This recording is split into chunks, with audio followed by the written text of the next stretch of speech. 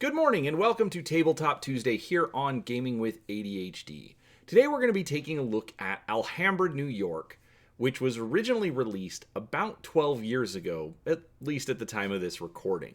Now, one of the earliest videos that I did on my channel was for the base game of Alhambra. And to be honest with you, even though it's 12 years old, I had absolutely no idea that this game even existed. So today, what I want to do is open it up, take a look, and kind of compare it to the original Alhambra and see if there's any differences. I'm not going to do a review of the game because from what I was able to find out, it's the same game. They didn't do anything except kind of change up the art a little bit. So, with that said, make sure that you're subscribed to the channel. I do try to put out a few different videos each week looking at all sorts of tabletop content, from board games to role-playing games to miniatures games, and I'd love for you to come along and see what we have to share. So with that said, let's go ahead and take a look at Alhambra, New York. All right, so first thing is, and actually I'm going to rotate this to the side, this is actually a much larger box than Alhambra. It keeps kind of the same dimensions a little bit, but it's a much taller box that unfortunately doesn't really fit in my infamously small, work table. So, but overall, you can obviously see the Empire State Building there in the background. Looking at the components, it looks, it's got a very much of a different layout for the scoring board. It does still play up to 6 players and should take you about an hour. All right, so opening this up. All right, we get our rule book first. The rules are available in English and in German. Well, I took German in high school. I don't remember it, so we're going to stay on the English side. Let's see if we can focus a little better. All right, so the general principles appear to still be the same. You still have your money tiles. You still have the different scoring that gets shuffled into the deck. And you have your different market where you purchase in your 4 different coins. And then, but we'll look at the board here in a second. So as far as the setup hasn't changed, and the sequence of play hasn't changed. So on your turn, you can take money, you can buy building tiles, or you can redesign the city. If you buy building tiles for the exact amount, you get to take another turn. So that's all of that. So overall, the rules honestly aren't any different. But let's look at the art. Now, if you've watched any of my videos, you know that art is a big deal to me.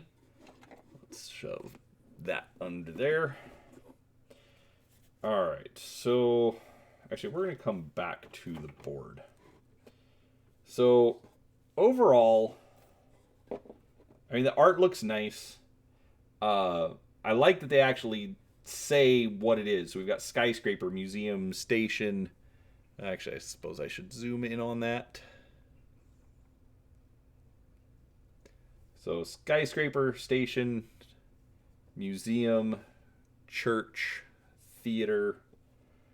Looks like they do have some different art for the skyscrapers.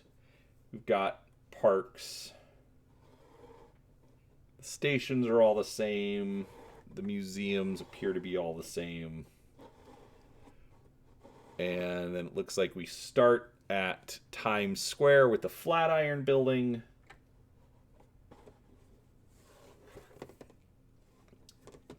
Backs have all the little New York options. These are going to be 100 point score tiles, so if you make it around the board. This is nice. So they had little... Actually, I'm just going to punch one of these out. they had little player boards in the original Alhambra, but it doesn't tell you. The original Alhambra didn't tell you how many there are. But then here's your scoring. So the first time you score, whoever has the most of one particular tile. The second time, first and second. Third time, first, second, and third. So, but double-sided, same content on both sides, so that you can kind of keep track of how you're going to score. Let's see. But other than that, pretty standard tiles. Now, it looks like some of them did come off in shipping, transport, whatever it is. I've got an extra little piece of scoring boards. Now, this is the bag to draw the tiles in, which I find it kind of interesting because I think this would be a little bit more appropriate for the original Alhambra, just for the pattern, but it's nice that they include it. I mean, obviously it's needed for play, but the fact that they went with something a little more non-standard than just a plain black. Standard wooden score tracks.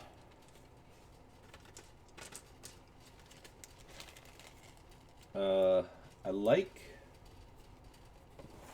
the art in the bottom of the box. The construction workers building the skyscraper. Queen Games made in Germany. Alright, I'm not sure why one card is left floating separate.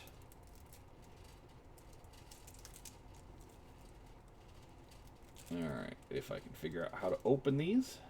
There we go.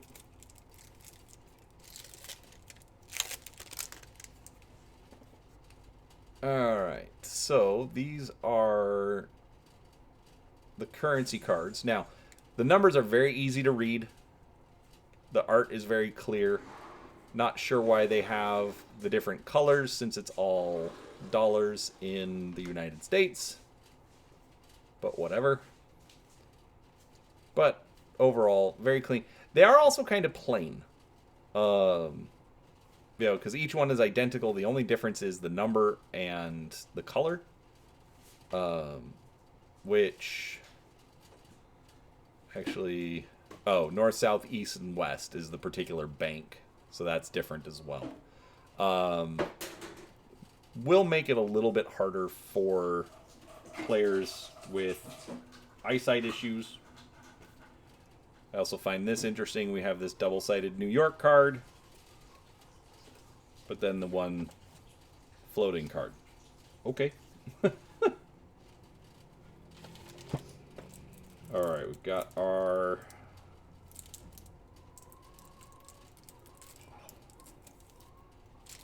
last pack of cards. Alright, these are just more of the same. We should have the rest of the scoring cards. Oh. Alright, there's the second. Okay. So, 2 scoring cards. These will get shuffled into the game while you play. So when they come up, that's when it triggers the scoring. Alright, last thing to look at is the player board.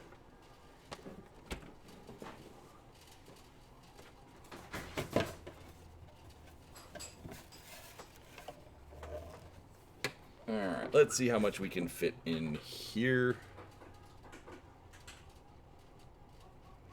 Alright, so we have the marketplace where you'll put the 4 tiles that are available. You have a spot for the deck of cards. And then you have the spot for drawing the cards. Now, I'll be honest, this is using up a lot of room. So it does give you a nice player board like a traditional, or game board like a traditional board game. But I mean, it's technically not necessary, as Gaslands is sneaking out.